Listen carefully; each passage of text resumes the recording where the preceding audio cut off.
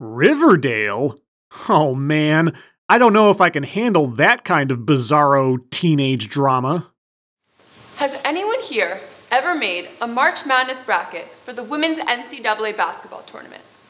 Well, I haven't. No. Did you even know that March Madness existed for women's college basketball and not men's? And not men's? But it does exist for men's basketball. Maybe you meant as well as men's?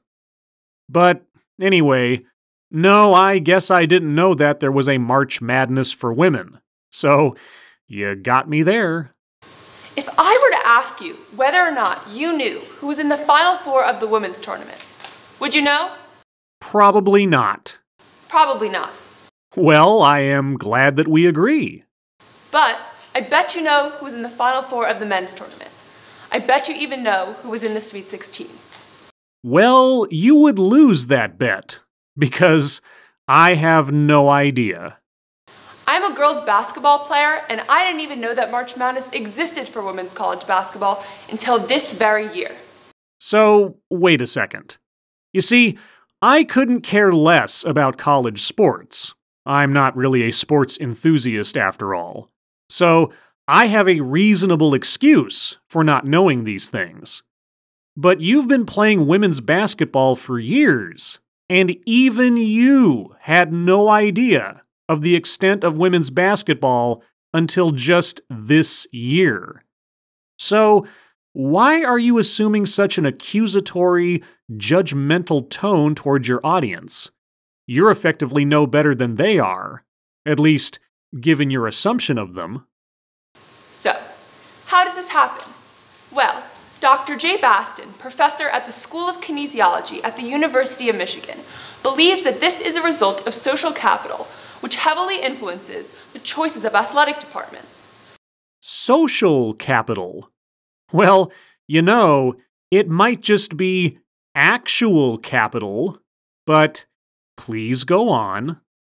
Social capital is a term for profiting in reputation, not necessarily tangible money. Profiting in reputation, not necessarily in tangible money. But without tangible money, colleges can't afford to pay for college sports. So, what? Are you meaning to suggest that colleges are willing to run at a financial deficit in exchange for a higher social reputation when it comes to sports?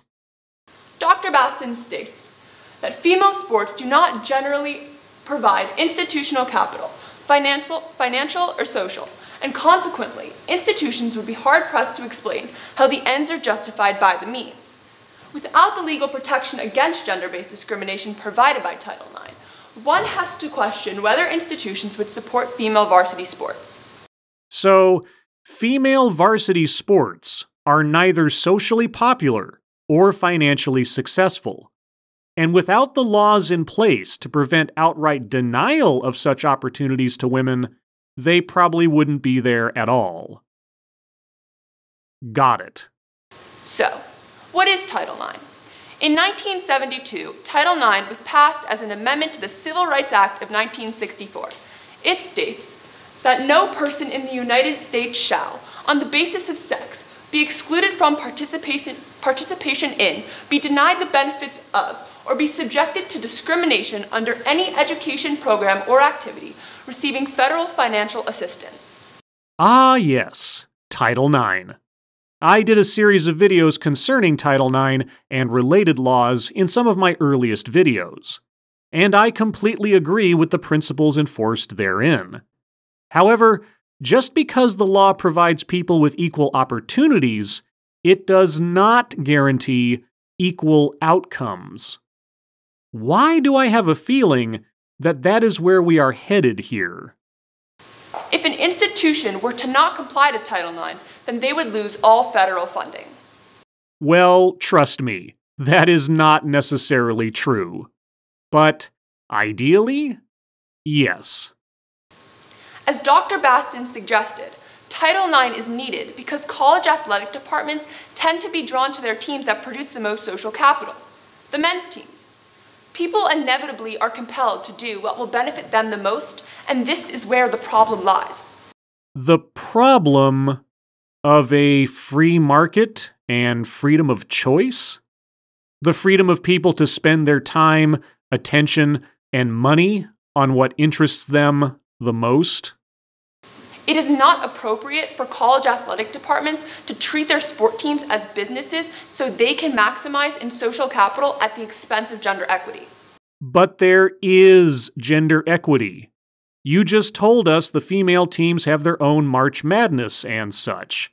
And, like it or not, sports is a big business for colleges. Now, there are a lot of issues with how colleges make money off of college basketball and, more importantly, how they treat their players, writing the legal lines between their being mere students rather than paid employees. But those issues have been far better documented and discussed elsewhere. I have put a link to a very great documentary on the subject in this video's description, if you're interested. Title IX forces schools to shift their inevitable focus on social capital to being just in providing equal opportunities for both genders. Yes, opportunities, not outcomes. Is our speaker even listening to herself? There is still so much more progress to be made, though. Alright, just to summarize so far. The boys' teams are getting more attention and support than the girls' teams because the market is swayed in favor of the boys' teams. Title IX guarantees opportunity, not outcome. But there's still progress to be made. Alright, so what is your proposed solution? Prior to this summer, I didn't even know that Title IX had existed. And as a female athlete who at times has felt subordinated in comparison to male athletes, I was fascinated. You neither knew about female March Madness or Title IX. Fascinating. Though, I'm still not certain you know what Title IX actually guarantees and what it does not. Title IX requires that schools provide opportunities proportional to the gender ratio of a school's student body. Opportunities include participation, scholarship dollars, and overall treatment. Uh-huh. There's that word again. Opportunities. Are you going to discover what that word means this year as well? As you can see here, Title IX has made immense progress for female athletes.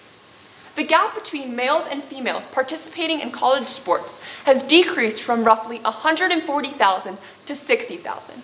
This is huge progress, and it is clear that the temptation to prioritize men's teams has lessened over the years because of Title IX.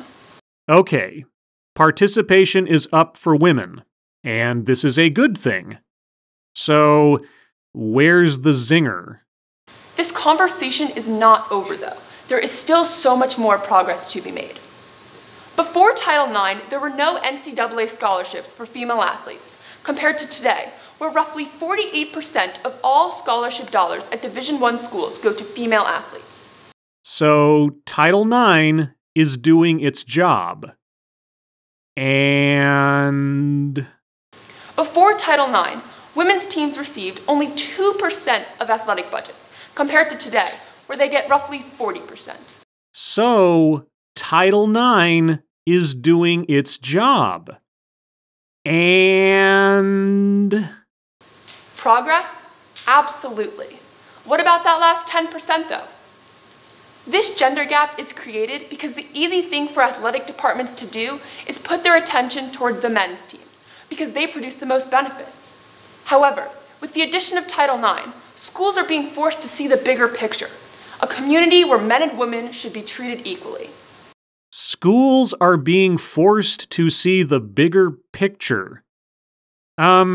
Maybe you don't know this as well, But Title IX has been in place since 1972, for nearly 50 years.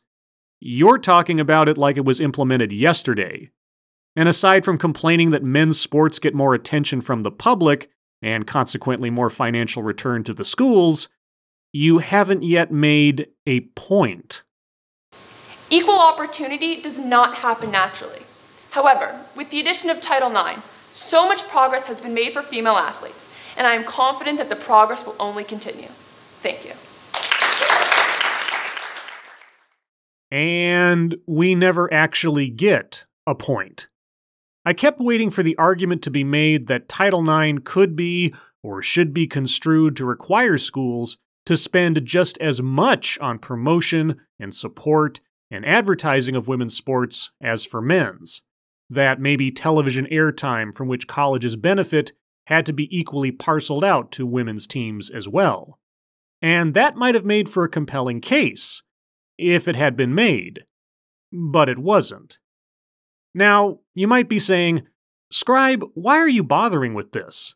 Like you say, there's no point or argument really made. As well, Riverdale Country School is K through 12, and the speaker is only in the 12th grade. Yeah, well, that's kind of the point. Here we have a near graduate of an almost $50,000 per year private school about to enter college. And yet, despite the advantages of a private education and years in her chosen sport, what she did not know until this year, and her subsequent inability to craft an argument, really caught my attention. I have done many a video on educators and the trends in modern education, which, more often than not, give me cause for concern. But our speaker is a fresh product of a system with increasingly lowered standards, ahead of being sent off to college where, more likely than not, her burgeoning sense of inequity may be more finely honed into outright activist zealotry. This is the phase at which, one would hope, our speaker would be getting ready to have her ill-informed understanding of the world corrected by the halls of academia. However, I fear they will only be galvanized and ready to be passed on to the next generation. This TEDx talk, I think, is just a reminder of all we have to look forward to. A march into madness. As always, thank you for watching.